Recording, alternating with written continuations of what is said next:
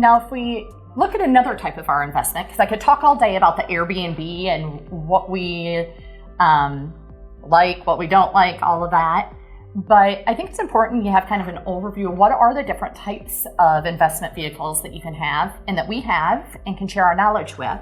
So if you look at our Optima Camel View unit, and that property is a 2-bedroom, 2-bath, furnished luxury condo that we rent out on a 12-month basis, and we don't use a property manager on it. Geoff and I actually manage that property. Do you want to touch a little bit on why we made that decision? Yeah, I mean, for the most part, that one's fairly hands-off, right? Being a condo, it's in a building. We don't have a roof to maintain. We don't have a yard. All of that stuff just isn't out there. So what we've done there is, again, utilizing an agent on our team. So, it makes more sense for us to have a real estate agent rent it out because we just know that we're getting the most exposure, most likely to get top dollar, right? We don't want to be penny rich, pound foolish. And when he says rent it out, what he's really referencing is helping us find that tenant, vet that tenant to make sure we have the right person in place for the next 12 months. Once the lease is signed, the tenant's moved in, that agent's job is done, and now it's our turn to manage that property. Yeah, and so for us, we just decided we'd rather not pay, for the ongoing property management fee of a property manager and instead, manage it. It's really very little time that we end up spending on it. It is, and on the property manager side, when you're looking at those numbers, if you're looking at a 12-month lease, you're normally looking at around 8 to 10% each month that you're going to be paying that property manager.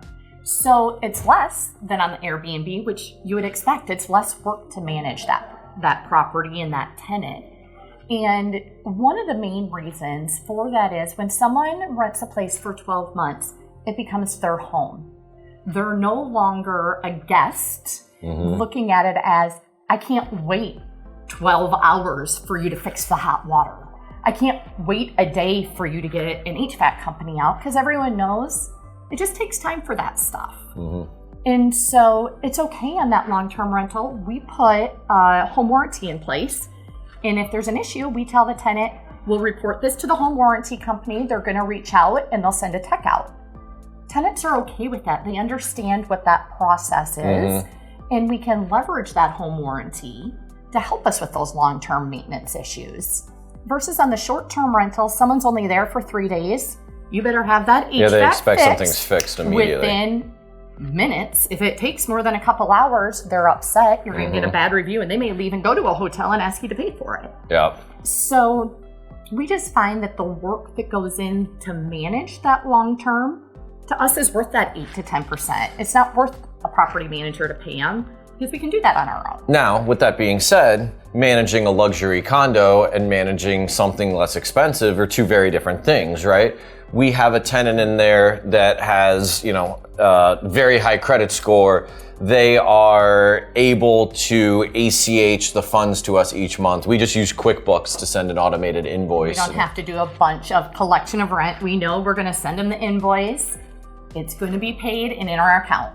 So if you're investing in properties that are at a lower price point, lower monthly rent, you do sometimes end up in situations where the rent collection is actually a piece, and now there is a true monthly event that has to happen. Sometimes that's as extreme as someone needs to physically go pick up the rent each month from that place.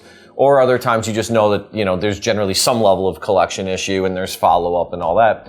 So those are just things to keep in mind.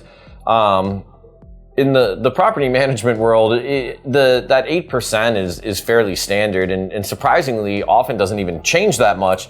And so there's somewhat of an inverse relationship, right? If you have a place you're renting for $800 a month, 8% of that, $64 a month, you're really getting your $64 worth if someone has to go pick up that rent. But if a place is a few thousand a month, well, now you're paying 8% still, so it's $240 and you're probably really doing less, so.